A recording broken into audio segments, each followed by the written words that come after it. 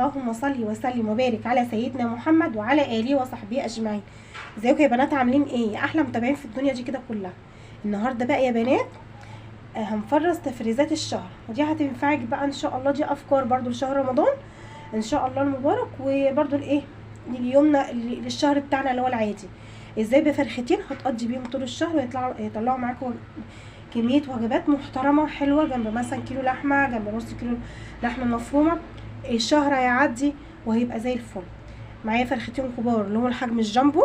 النهارده بقى هنوظفهم توظيفه حلوه، ماشي؟ هنوظفهم يا بنات توظيفه حلوه. هناخد دي كده نظبطها كده ونحط دي كده هنا في الطبق التاني، عشان بصراحه انا كنت حطاهم في الفريزر عندي، كنت جبتهم يعني حطيتهم في الفريزر يعني فيهم التانية دي لسه مجمده شويه، فعقبال ما نوظف دي كل التانية ايه عملت اتظبطت. طبعا دي تربيه بيتي يا حبايبي، في حاجه ايه محترمه، مش زي اللي بتجيبها من المحلات من تحت من عند الفرنجي. دي حاجه تانية خالص.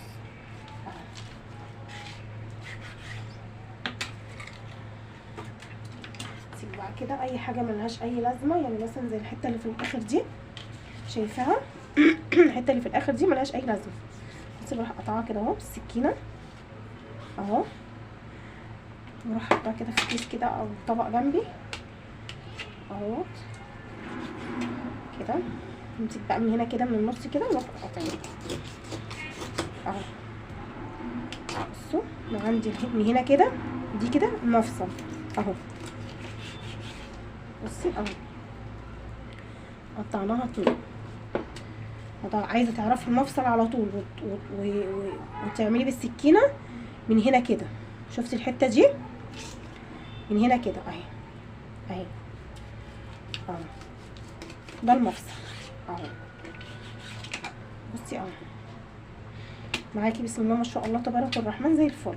اي بقى جلد زياده كده نشيله، والحته دي كده دي كده اللي هي عند اللي هي بتاعت مؤخره الدجاجه دي برضو نشيلها كده برضو اهو زي الفل. طبعا دي مش كبده، دي زفاره، دي هتتشال ماشي. نيجي بقى هنا الرقبه دي كده تتشال اهو. طبعا انا يعني ايه اللهم صل على النبي، خليت معاكم كذا مره بكذا طريقه حاضر. نيجي بقى هنا عندي الاجنحه دي، بصي من هنا كده من عند من هنا كده. حابه تاخدي حته من الصدر ماشي، مش حابه خلاص. انا هاخد بس الجنب اهو بصي اهو بصي اهو الجنح بسم الله ما شاء الله جامد اهو اهو بصي اهو. تمشي كده مع الايه مع المفصل اهو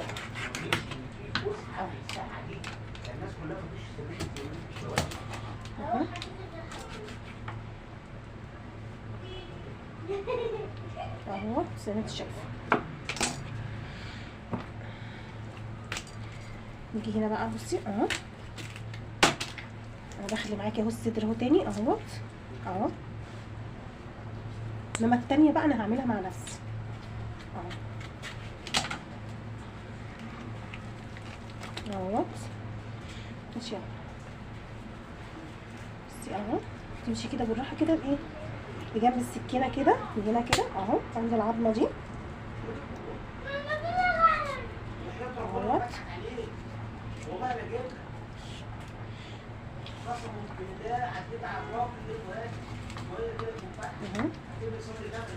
اهو بصي اهو. طبعا ده كده بناخده نعمله شاورما اهو. الجنبه التانية الجنب التاني اهوت بالراحه خالص بالراحه خالص عشان الحاجه ما تهدرش معاكي، بالراحه خالص.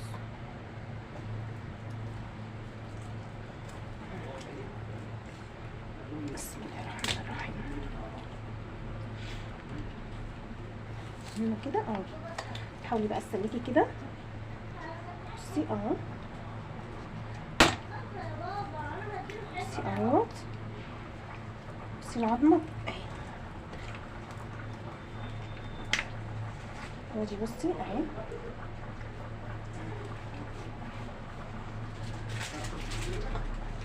واحده واحده طلع القرقوشه واحده واحده اهو.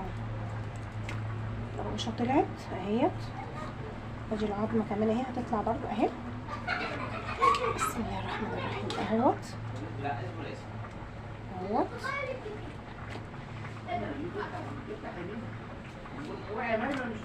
اهو بصي العظمه اهي.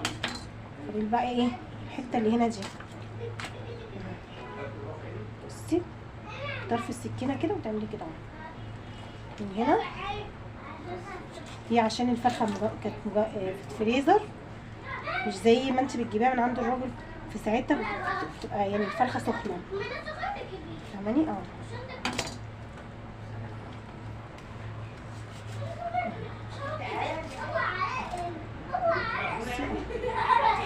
اهو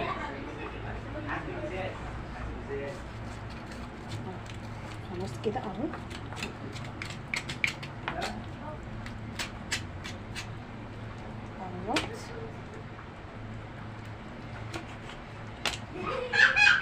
اي حاجه بقى بناخدها نعملها شاورما. بصي اهو دي عظمه هنشيلها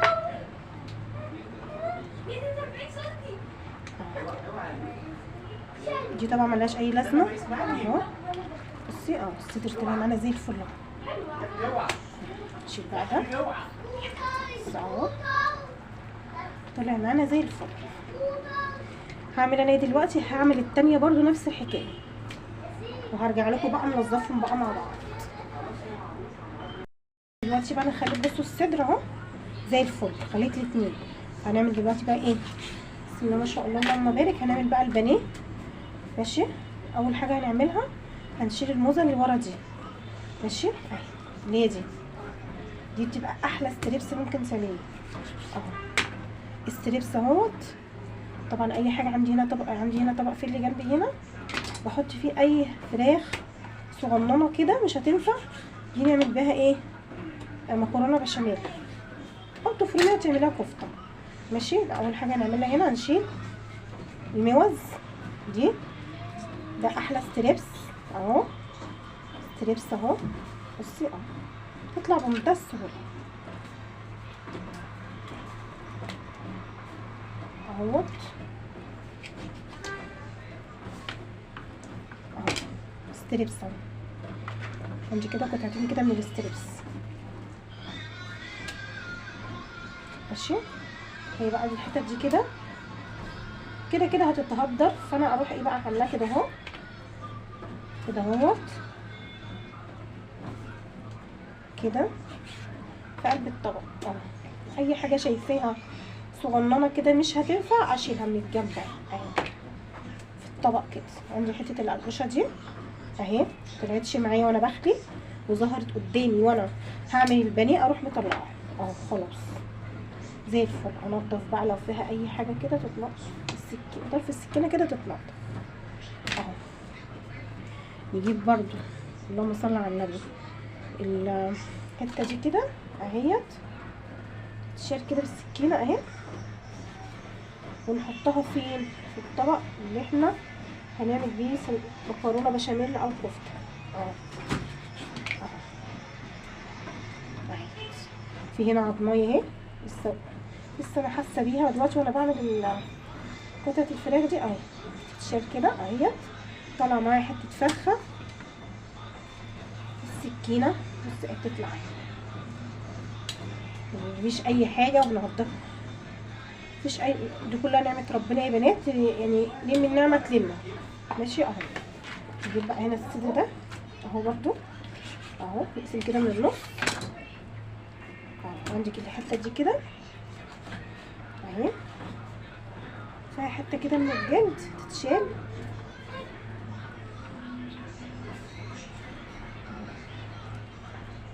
اهي، حته الجلد دي اترمت. الفراخ دي هنا اخد بقى الموزه اهي بالراحه بالسكينه وانتي بتطلعيها التانية طلعت معاكي بمنتهى السهوله ليه يا ام ياسين؟ عشان كانت يعني ايه مجمده شويه، انما دي بصي فكت خالص اهي. فانا ايه همشي معاها كده واحده واحده لحد ما اطلعها اهي اهي زي الفل. ستريبس اهو، صدري معايا طالع زي الفل اهو. دي بقى هنا الجنب هنا التاني ده اطلع برضو الموزه، عشان وانا بعمل البانيه او انا بقطع ما يتهدرش معايا خساره اهو. ممكن احط عليه كمان حتتين ولا حاجه ويبقى احلى ستريبس ممكن تعمليه اهو. دي كده اهو اهو بالسكينه اهي. الحاجه اللي انا شايفاها مش هتنفع بالسكينه واعملها اهو. اجي بقى هنا بسم الله الرحمن الرحيم، اروح بقى ايه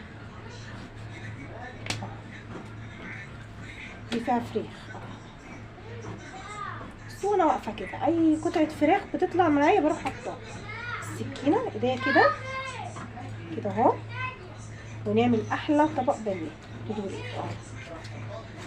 بسم الله الرحمن الرحيم اهو. القطعه دي كبيره، اجي من هنا كده بسم الله الرحمن الرحيم اروح مفتحاها اهو السكينه كده تتفتح اهي. اتفتحت معايا وبقت احلى حته بانيه ممكن ايه تاكليها اهي. هنا كده تخينه برضو تاني بصي اهي، طرف السكينه كده وبالراحه وانت بايه وانت ماشيه بالسكينه اهو. فتحيها زي الفراش اهي. فتحت معاكي، عايزه تقسميها على 2 اهو ولا تزعلي. ادي قطعه والتانية دي اهي برضو هتنفع، مفيش حاجه ما بتنفعش كله بينفع اهو. بالراحه كده اهو. السكينه معاكي مش حاميه حميها اهو زي الفل. هنا برضو اهو انا عندي حاسه ان القطعه دي اهي اهو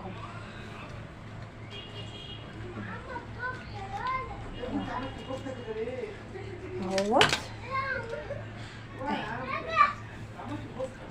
هنا بقى دي حته دي بانيه ايه بس تخينه يا ام ياسين، اقول لك يا حبيبه قلبي احنا هنفردها تبقى معاكي قطعه بانيه كبيره اهي. بسم الله الرحمن الرحيم اهوت اهي اهي بقت معاكي قطعه بانيه كبيره اهي. بسم الله ما شاء الله اللهم بارك اهو. تاني برضو اهو دي فيها فراخ تتحط هنا. عندي القطعه دي برضو اهي اهي فراخ برضو اهيت. يجي هنا كده اهو بالراحه خالص اهي اهو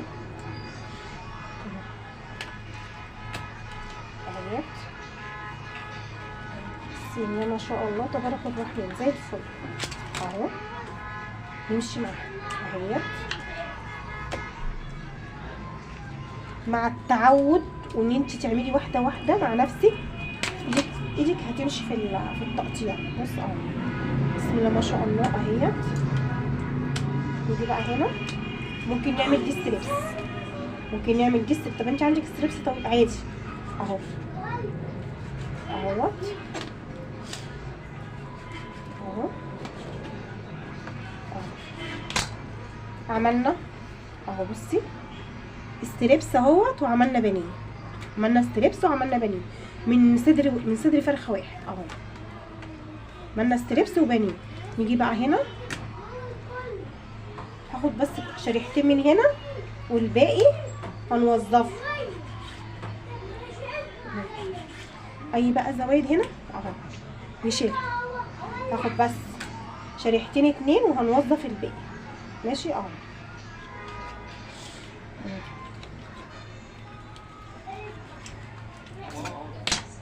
اهوت شريحه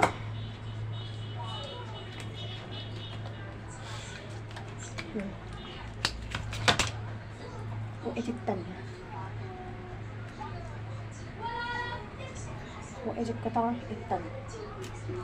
همسك بقى دي كده اهو اهو، هنعمل مكعبات كده. هنعمل بيها ايه يا ام ياسين؟ هقولك يا حبيبه قلبي، دي هنعملها شيش طاووق اه كده نعمل طبق شيش اهو.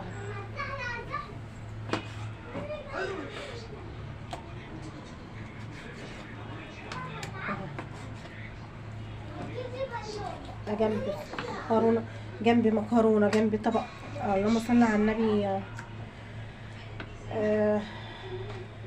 جنب رز بسمتي يبقى تحفه اهو.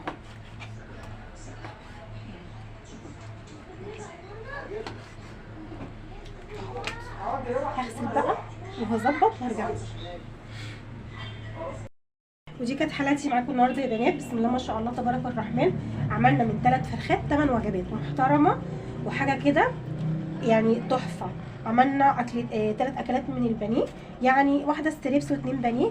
وعملنا كمان بسم الله ما شاء الله اللهم بارك الطبق الحلو الجميل ده، نعمل بيه احلى صينيه مكرونه بالبشاميل حلوه كده محندقه. وكمان اكلتين من فراخ القطع مظبوطه وجميله.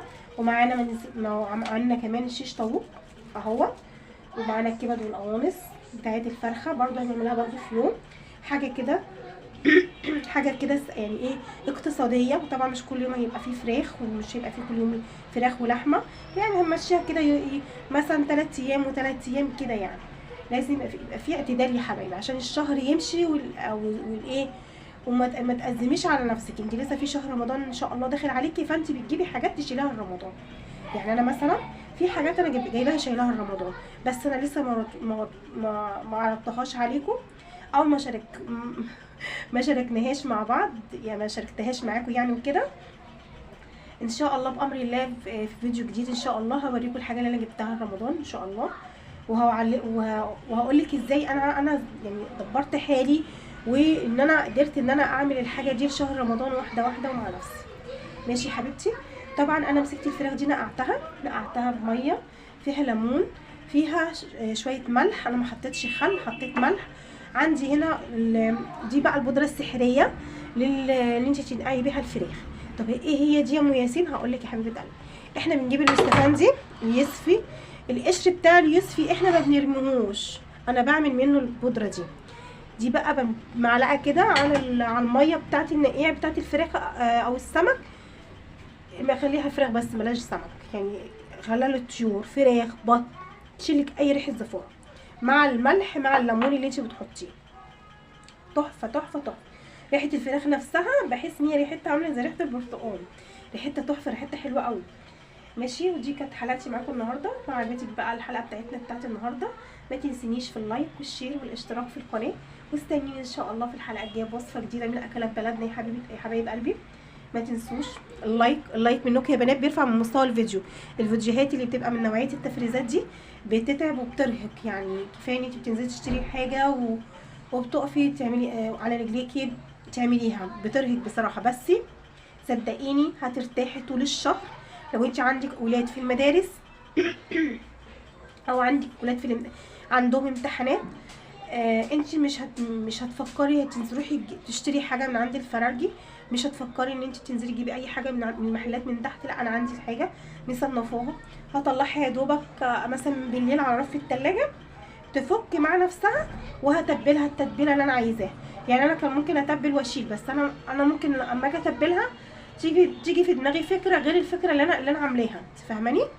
فانا عايزه ان انا يعني اصنف الحاجه في وقتها اصنفها. يعني انا مثلا عملت ستريبس، انا عارفه ان الستريبس بتاعي الحلو الجميل ده اعمله جنب شويه رز بسمتي يبقى تحفه، او جنب اللهم صل على النبي جنب مكرونه يبقى حلو قوي.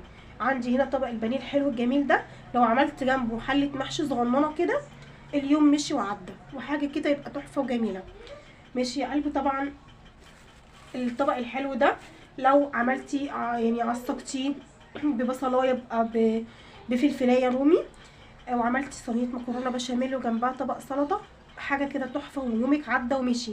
يعني التفريزات بتريح، بتريح الواحد، بتريحه في من الوقفه طول النهار. يبقى انت عندك الحاجه خلاص انت هتطلعي وهتعملي. لازم تتعودي. طب اقول لك على حاجه، لو انت مش متعوده ان انت تفرزي، هاتي فرخه وفرزيها. يعني ايه افرزها؟ تجيبي فرخه وتصنفيها. لو انت بتعرفيش تقطعي بانيه، لا انا اخلي الفراخ يقطع لي الصدر بتاعها بانيه، واصنف مثلا الوراك بتاعتها، اتبلهم. او مش يعني، او لو انت حابه تتبلي وتطلعي على الاكل، تطلعي على التسويه، تبلي. شوفي انت قد ايه هترتاحي. هتتعبي ساعه، مش ساعه بقى، ربع ساعه بس، انت هترتاحي بعد يومين او 3 ايام قدام. الربع ساعه اللي انت وقفتيها مثلا قطعتي فيها وعملوا كومنت. ماشي يا ميسو. الربع ساعه اللي انت وقفتيها تبلتي فيها البانيه وتبلتي فيها الوراك بتاعتك مع الاجنحه، تعالي بقى اما تيجي بقى تطلعي كده وتسوي كميه راحه. انت نفسك هتقولي انا هجيب وهفرز، انا هجيب وهعمل حاجتي بالشهر او اعمل حاجتي بالاسبوع، عشان ما اقفش طول ما اقفش طول اليوم في المطبخ. معلش انا طولت عليكم في الحلقه بتاعت النهارده، بس حبيت ان انا ادردش معاكم شويه. ما تنسوش تعملوا كومنت. ماشي يا ميسو، اصبر بقى يا وزو عشان بنتكلم معاك. يا حبيبي معلش انا طولت عليكم، بس انا حبيت ادردش معاكم شويه. يعني احنا بنعمل تفريزات، بس احنا ما بنتكلمش عن التفريزات كتير، ما بنتكلمش ان احنا ايه فايدتها. يعني ايه فايده التفريزات بالنسبه لك؟ هل هي راحه ليكي ولا مرهقه؟ احنا ما اتكلمناش عنها خالص. فانا حبيت ان انا افتح الموضوع وندي مثلا ايه نبذه عن الموضوع او نقطه عن الموضوع. وان شاء الله في الحلقات اللي جايه هنتكلم كلام كتير وهنتوسع في الكلام ده اكتر واكتر. وعايزه رايكم كده في الكومنتات، قولوا لي ايه رايكم. هل التفريزات بالنسبه لك مريحه ولا مرهقه؟ هل التفريزات بالنسبه لك بالنسبه للفلوس بالنسبه لك انت حاساها بتستنزف منك فلوس كتير، ولا انت بتوفري؟ انا عايزه ارائكم في الكومنتات يا بنات، انا عايزه ارائكم في الكومنتات. اكتبي لي كده الكومنت ورايك في الكلام اللي احنا قلناه النهارده. ماشي يا حبايبي، وان شاء الله ان شاء الله ان شاء الله احنا هنتكلم كتير ان شاء الله، وهعرفك ازاي انت تجيبي وتفرزي حاجتك. لو حتى ظروفك على قدها يا حبيبه قلبي، مش قادره تجيبي حاجه رمضان، هقولك تعملي ايه بطريقه سهله وبسيطه جدا. ان شاء الله هنفرز حاجات رمضان ان شاء الله يا رب، لو حتى بمبلغ قليل ان شاء الله. استنوني في الحلقه الجايه هنتكلم في الكلام ده كده كتير، هنتكلم في الموضوع ده ان شاء الله. وهقول لكم كمان هندردش مع بعض كتير. لو انتوا عندكم اي حاجه عايزيني اعملها لكم اكتبوا لي في كومنت، وان شاء الله هلبي طلباتكم. السلام عليكم.